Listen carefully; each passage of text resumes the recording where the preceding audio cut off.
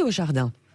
Excellence végétale, association des signes interprofessionnels et officiels pour la filière de l'horticulture, de la fleuristerie et du paysage présente. Sud Radio, tous au jardin. Et ce matin, on est en compagnie de Sylvie Robert, déléguée générale d'Excellence végétale. Bonjour Sylvie. Bonjour. Joyeux Noël aussi à vous et merci d'être avec nous ce matin. Alors, avec vous, voilà, acheter des plantes, des arbres, des fleurs au moment des fêtes, forcément ça botte tout le monde, mais comment faire le tri entre tous les labels verts et les certifications? Parce que franchement, il y a des moments donnés, on s'y perd. Tout à fait. Donc aujourd'hui, c'est vraiment une vraie remontée des consommateurs qui en magasin sont un peu perdus. Alors il faut déjà distinguer les signes qu'on appelle officiels, c'est-à-dire qu'on des contrôles qui sont portés par des organisations, et des signes qui sont des marques privées et qui, au travers d'une marque ou d'un label, vont faire la promotion de leurs végétaux. Dans les signes officiels, on les classe en 3 catégories pour simplifier. Donc il y a des signes, ce qu'on appelle d'origine, des signes éco-environnementaux, c'est très tendance, et forcément. des signes de qualité. Voilà.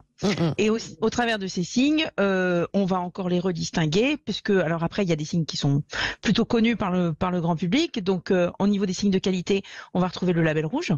Ça fait référence également à l'alimentaire. C'est au moment des fêtes, c'est aussi le moment de profiter d'acheter de la volaille label rouge si vous en trouvez. Voilà, qualité supérieure. Vous avez un signe qui est réservé à la fleur coupée, qui s'appelle charte qualité fleur coupée. Et donc là, qui est pas destiné à vraiment être communiqué vis-à-vis du grand public, mais sachez que ça existe.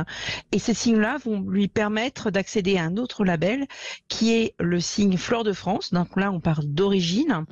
Et Fleur de France va regrouper que ce soit de la fleur coupée, que ce soit des plantes en pot, des sapins, des plantes de pépinière, l'ensemble des produits qui sont produits en France et qui sont contrôlés par rapport à ça. En origine, vous avez également l'IGP. L'IGP, c'est... Alors, indication géographique protégée. Wow. Donc tout ça, c'est marqué sur les étiquettes alors. Alors, tout ça, c'est des logos officiels, donc tout est contrôlé et contrôlable. D'accord. Et tout est facilement identifiable pour le consommateur. Le logo Fleur de France, vous le connaissez à peu près tous. C'est le petit hexagone qu'on retrouve même sur les fruits et légumes de France, volailles de France, porc français, etc. Et puis le label rouge, c'est pareil. Label rouge IGP, c'est un signe facilement identifiable. Après, il y a un autre signe dont on n'a pas parlé, qu'on retrouve aussi dans l'alimentaire, c'est la HVE, la haute valeur environnementale. Voilà, et qui là, effectivement, met en place tout un protocole et un cahier des charges pour produire de manière tout à fait vertueuse. D'accord, donc tout ça, voilà, à regarder, à bien loucher sur les étiquettes, à Sylvie Robert. D'ailleurs, c'est ce que vous faites vous avec Excellence végétale. Vous promotionnez avant tout ces labels-là. Alors tout à fait, nous c'est l'objectif de notre association. Donc on fait la promotion bien sûr, mais on fait aussi les contrôles. On vérifie l'étiquetage, le marquage. On signale à la répression des fraudes si toutefois il y avait des abus. Bien évidemment, c'est pas moi qui vais en magasin faire les contrôles, surtout au moment des fêtes. C'est ça. Pour autant, voilà, on fait ce travail-là qui est très important parce que c'est ce qui va donner la légitimité et la confiance dans ces signes après pour les consommateurs, qui soient rassurés. Il y a, même s'ils n'en entendent pas parler, il y a beaucoup de contrôles qui s'effectuent même sur les végétaux. Et cet impact-là, justement, ces signes-là ont un impact sur le prix ou pas des arbres, des fleurs, des plantes qui sont certifiées ou pas ? Oui, c'est bien, et c'est bien de le dire d'ailleurs, et c'est ce qui fait aussi la différence. C'est-à-dire que souvent, effectivement, ces produits-là peuvent être entre 3, 4, 5, 10% plus chers qu'un produit standard. Voilà, tout à fait. Voire en label rouge jusqu'à 15% supplémentaire, parce que ça nécessite énormément d'investissement pour le producteur.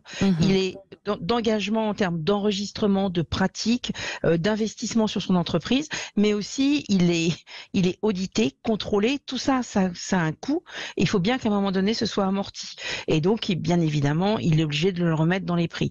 Alors l'incidence est plus ou moins variable selon les végétaux, selon les signes, parce que la fréquence de contrôle, par exemple, en label rouge, c'est tous les ans. Et il peut même avoir jusqu'à 2 audits par an.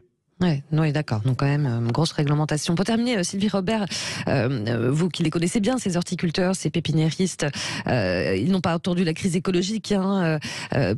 Pour eux, de leur côté, il y a une vraie prise de conscience environnementale depuis longtemps. Oui, tout à fait. En fait, dans notre filière de production de végétaux d'ornement, ça a plus de 10 ans puisque la première certification éco-environnementale de référence a été créée en 2011, Ouais. qui s'appelle Plante Bleue et qui, d'ailleurs, le plus haut niveau, c'est la HVE, haute valeur environnementale, dont j'ai parlé tout à l'heure. Donc, effectivement, il y a une vraie prise de conscience. Il y a beaucoup d'améliorations qui ont été faites sur les entreprises et des pratiques aussi qui ont évolué. Mais on parle beaucoup en ce moment d'énergie et d'eau. Donc, la gestion de l'eau est extrêmement bien réfléchie depuis de nombreuses années maintenant. Faire des plantes de saison dans les zones géographiques, c'est vraiment quelque chose qui est aussi important pour économiser justement de la production énergétique. Bien évidemment, vaut mieux alors, on n'est pas la Saint-Valentin, on est à Noël, mais on offre des fleurs. Pour autant, la Saint-Valentin arrive très très vite derrière Noël. Ouais. Sachez qu'il n'y a pas que des roses en fait à la Saint-Valentin, et que si vous voulez avoir une empreinte carbone, vous en tant qu'acheteur, consommateur, qui soit correcte, bonne, privilégiez effectivement des végétaux, des fleurs coupées, fleurs de France, voire des fleurs de notre pays, c'est-à-dire C'est des ça. productions naturellement dans notre pays.